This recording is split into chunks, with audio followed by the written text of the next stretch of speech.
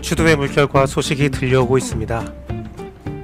그러고 보니 사람의 평가는 죽음 뒤에 정확히 내려지는 것 같습니다. 어떤 이의 죽음은 비난을 받습니다. 죽음으로 죄를 씻으려 하느냐, 책임을 져야지 그렇게 가면 어떡하느냐 비난을 받습니다. 또 어떤 이의 죽음은 지켜주지 못해서 미안하다, 얼마나 혼자 힘들었을까 라는 말을 들으며 많은 추억을 남깁니다. 모든 죽음은 분명 슬픈 일이며 안타까운 일입니다. 그러나 그 평가는 누구도 피할 수 없습니다. 젊은 날부터 지금까지 생각하는 것은 내가 죽으면 어떤 평가를 받을까입니다. 중학교 때 배꼽이라는 책에서 장례식에 하객들에게 큰 웃음을 주는 죽음을 만난 적이 있었습니다. 그때 생각했습니다.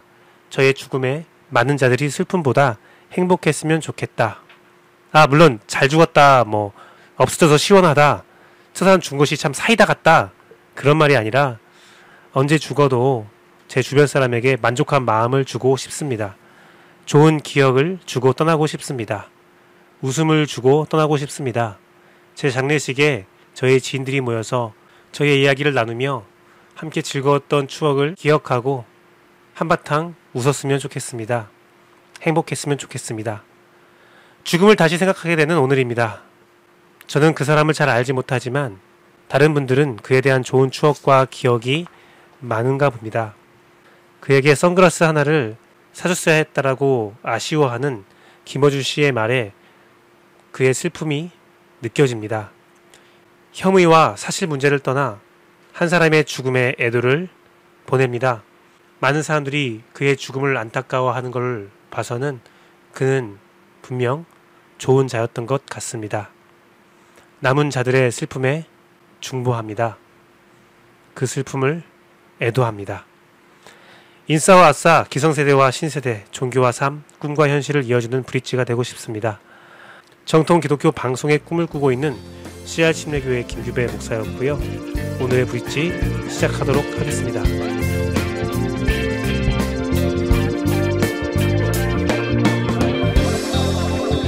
브릿지 방송은 큐티한 남자를 시작으로 매일 다른 내용의 방송을 하고 있습니다. 오늘 큐티한 남자의 본문은 사도행전 19장 11절에서 22절이고요. 오늘 방송 내용은 일상으로의 초대입니다. 먼저 큐티한 남자 시작하겠습니다. 큐티한 남자, 오늘 본문은 사도행전 19장 11절에서 22절 말씀 개역 개정으로 보도록 하겠습니다. 사도행전 19장 11절에서 22절 말씀입니다. 하나님이 바울의 손으로 놀라운 능력을 행하게 하시니 심지어 사람들이 바울의 몸에서 손수건이나 앞치마를 가져다가 병든 사람에게 얹으면 그 병이 떠나고 악귀도 나가더라. 이에 돌아다니며 마술하는 어떤 유대인들이 시험삼아 악귀 들린 자에게 주 예수의 이름을 불러 말하되 내가 바울이 전파하는 예수를 의지하여 너희에게 명하노라 하더라.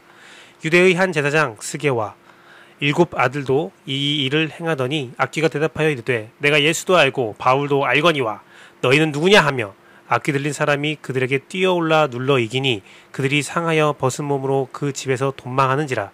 에베소에 사는 유대인들과 헬라인들이 다 이 일을 알고 두려워하며 주 예수의 이름을 높이고 믿은 사람들이 많이 와서 자복하여 행한 일을 알리며 또 마술을 행하던 많은 사람들이 그 책을 모아가지고 와서 모든 사람 앞에서 불사르니 그 책 값을 계산한즉 은 5만이나 되더라. 이와 같이 주의 말씀이 힘이 있어 흥왕하여 세력을 얻느니라. 이 일이 있은 후에 바울이 마게도냐와 아가야를 거쳐 예루살렘에 가기로 작정하여 이르되 내가 거기 갔다가 후에 로마도 보아야 하리라 하고 자기를 돕는 사람 중에 디모데와 에라스도 2사람을 마게도냐로 보내고 자기는 아시아에 얼마 동안 더 있느니라. 아멘. 바울을 통한 하나님의 놀라운 역사는 온갖 마술을 행하는 자들에게 큰 관심을 끌었습니다. 오늘 말로 어그로를 그들은 바울의 사역을 따라하기 시작했습니다. 끝내 마술하는 자들의 대장격인 제사장 스게와 7 아들들도 바울을 따라했습니다. 그 결과 악귀들에게 처절한 패배를 경험하고 마술하는 자들은 자신들의 마술책을 불태워버리며 주의 말씀이 힘이 있어 흥왕하여 세력을 얻게 되는 것으로 결론이 되게 됩니다. 바울을 통한 하나님의 능력은 다른 능력자들에게 부러움을 사게 하였습니다. 바울을 부러워한 자들은 다른 자들이 아닌 다른 능력을 행했던 자들입니다. 그들은 자신의 마술책을 가지고 각종 사역을 행했던 자들이죠. 제사장 신분까지 있었던, 안정적으로 자신들의 사역을 해왔던 자들입니다. 엄청난 돈을 투자하여서 자신들의 능력을 더 견고하게 세워나갔던 자들입니다. 그들이 불태운 마술책이 은 5만이라잖아요. 사실 그들은 바울이 보인 능력이 없어도 되는 자들이죠. 하지만 능력을 행하는 자는 누가 더 큰 능력이 있는지 알 수 있고 더 큰 능력을 경험하고 가지고 싶은 법인 것 같습니다. 지금도 그렇죠. 즉 그들의 능력은 탐욕을 바탕으로 세워나가고 있습니다. 발전하고 있습니다. 그들은 바울의 능력을 가지고 싶었지만 그 본질인 예수 그리스도에는 관심이 없었습니다. 그냥 능력에만 관심이 있었죠. 사실 바울의 치유 능력은 본질이 아닌 현상입니다. 오직 복음이 목표이고 복음이 전부이고 복음이 본질인데 바울은 애초에 치유와 축구에는 관심이 없었을 수도 있습니다. 다만 하나님께서 바울을 통해 복음의 사명을 완수하기 위해서 능력을 주신 것이고 그 능력은 은혜일 뿐이죠.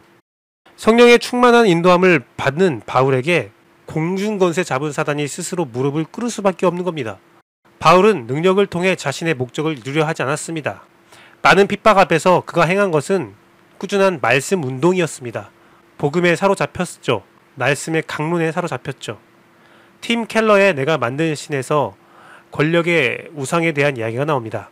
누구나 작고 사소한 방식으로 권력을 추구한다고 합니다. 권력의 우상은 우리 주변에 어디에나 있듯이 신앙 안에도 있습니다. 마술사들은 바울의 본질, 복음의 본질인 말씀 안에서 자신을 돌아보고 성령님의 인도함을 받으며 자신의 삶을 살아가는 것을 알지 못했습니다. 아니 관심도 없었습니다. 다만 바울의 현상에만 관심이 있었죠. 정작 바울은 엄청난 능력이 자신을 통해서 이루어짐에도 그것으로 어떤 것을 추구하지 않습니다. 앞치마와 손수건을 내려놓지 않습니다. 자신의 일을 묵묵히 하며 복음을 전했습니다. 말씀을 강론하며 자신을 높이지 않았습니다. 오직 예수 그리스도 하나님의 영광만을 전하는 바울입니다. 그러나 마술사들은 자신의 이익을 위해 바울이 가진 능력을 탐했습니다. 욕심냈습니다. 자신의 권력에 더 많은 힘과 더 많은 영향력을 탐욕했습니다. 그 결과는 완전한 멸망이었죠. 오늘날 기독교는 복을 굉장히 강조합니다. 하지만 우리가 또 그들이 말하는 복이 무엇인지 굉장히 궁금합니다. 복 받을 거예요 라는 말에 담긴 복은 도대체 무엇입니까? 능력과 권세입니까? 모든 일이 순적하게 돌아가는 것입니까? 복을 얻기 위해 기도하고 말씀을 공부하고 봉사한다고 합니다. 그런데 이는 탐욕이 만들어낸 허상일 수도 있습니다. 탐욕이 만들고 있는 마술책과 같다는 겁니다. 그 마술책을 얻기 위해 많은 시간, 많은 봉사, 많은 물질을 사용하고 있습니다. 이렇게 하면 복을 받는다. 그 복도 하나님이 주기 원하는 것이 아니라 내가 받고 싶은 것으로 세팅되어 있습니다. 저에게 복은 하나님을 더 아는 것 뿐입니다. 절대로 완벽하게 알 수 없는 하나님이지만 더 알고 싶고 더 찾고 싶습니다. 하나님을 알므로 제 삶을 이해하고 싶습니다. 하나님을 알므로 진짜 나를 찾고 싶습니다. 그래서 말씀을 봅니다. 그래서 기도를 합니다. 그래서 내가 만난 하나님을 전합니다. 내가 하나님을 찾듯 다른 이들도 하나님을 찾을 거라는 확신 때문입니다.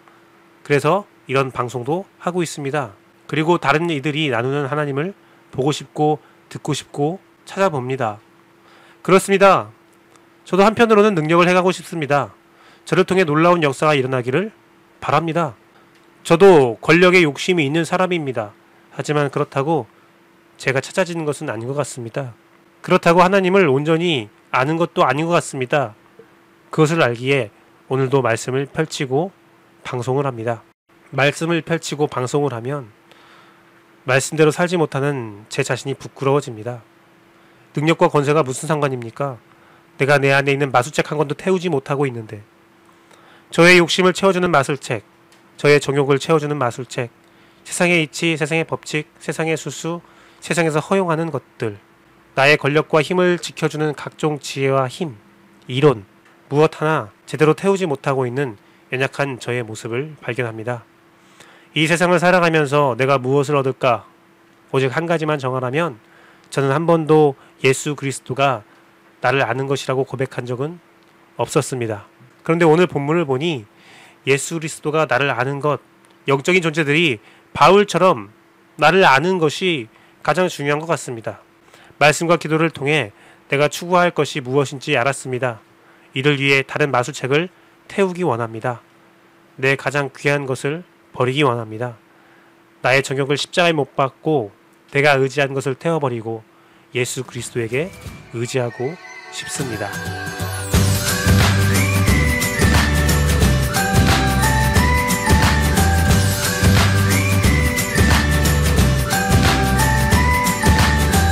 일상로의 초대는 매주 화요일 짧은 간증을 소개하는 시간입니다.